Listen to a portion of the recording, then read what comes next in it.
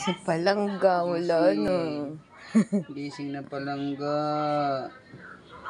Wala na. Gising na Palangga. Lord, buhayin mo si Palangga, Lord. Wala na.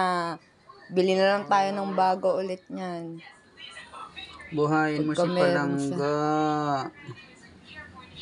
Kawawa naman Palangga ko. Wala na. Nasobrahan sa pagkain eh. Lord, buhayin mo si Palangga. Bait-bait nito Malambot pa siya eh. Bait-bait nito, Lord. Ang takaw kasi. Siguro, binuli siguro to ni auntie mo. Kasi gusto, laging pinapapasok dito. Oo nga, lagi nga ganyan. Di ba nakaka-stress yun sa isda? So, Kapag ka ikaw nga na ginaganyan na